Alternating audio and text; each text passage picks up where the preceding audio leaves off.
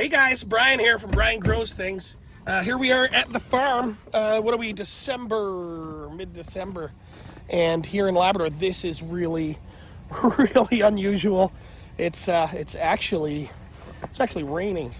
You can see we do have snow on the ground, but it's nowhere near what you'd expect for Labrador this time of year. But anyway, that's not why I'm on here today. I'm actually on here today because I wanted to, I'm gonna need the keys for the barn.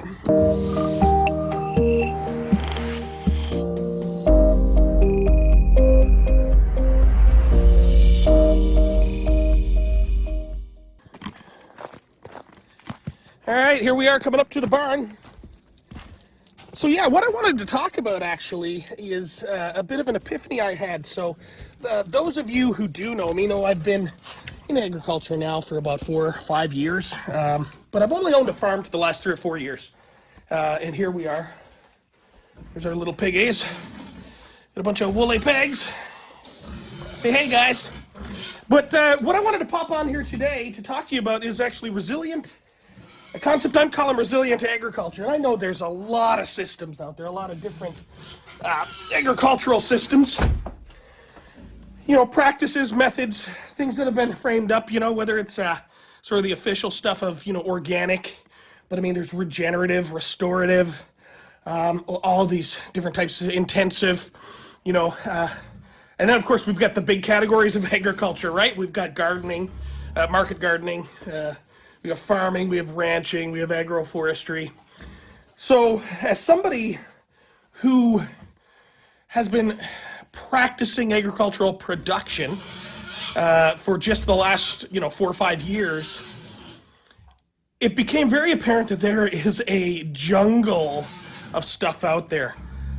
And the trouble I was having, and I'm sure I'm not the only one to have this kind of situation, you know, as somebody who's coming in as a sort of first generation farmer or agriculturalist, is it was really tough to wade through that jungle of information and figure out what's most appropriate in my particular context. Now, I say a challenge, but me, I'm a bit of a nerd anyway, so I enjoy really deep dives. I think I might be a bit ADD. I know a lot of people say that now, but I like to describe it as I have an insatiable curiosity for the world. And now, and even in my early years of agricultural experience, we'll say, or my agricultural career, I've always said one of the things I love about it is that you don't ever run out of something new to learn, right? But that's just me. I know not everybody is a voracious learner and as curious about the world as me. Some people just want to get to the point. They want to figure out what they need to figure out and do what they've set out to do. And so I recognize that and I respect that. The turning point came for me personally when I came across Alan Savory's holistic management. Now, for those of you who are familiar with holistic management, it's a decision-making or a management framework specifically geared towards grassland ecosystems and ranching and ruminants. Some really good stuff. When I read through that and really started taking a deep dive, and we entered into our candidacy process, with the institutes and stuff around that, I came to realize that, there's not a whole lot out there on holistic management outside of the grassland ecosystems and ranching, but it is so applicable. And I think one of the places where it's most applicable is it being a management or a decision-making framework actually gives us an umbrella to deal with the complexity of agricultural options, if you will. So that, along with the rest of my journey, very quickly turned into sort of my own little framework. And I found it very helpful. And that led to me thinking to myself, if this is something that helps me, then it might help you or somebody else out there.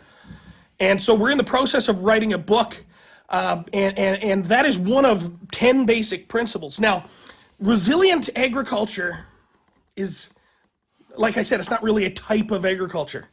So it's not like organic where there are prescribed ways of doing things. where there are definite no's and definite do's.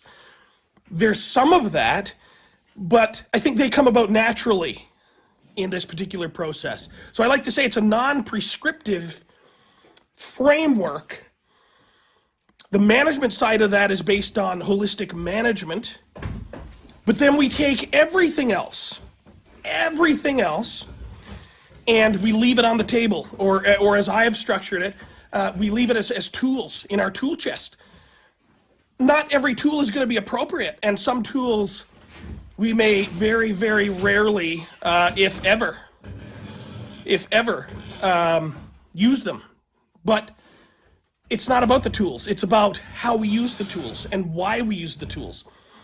So anyway, that's principle one, is the overarching umbrella of holistic management as a decision-making framework. And I am so excited to be able to start a series here and share with you the other 9 principles of resilient agriculture. So I'm going to do that in the next video. Right now, I've got a couple little woolly pigs. And a not so woolly one that are a little bit hungry. So I'm going to get to feeding these guys, and I'll see you guys on the next video. Keep growing.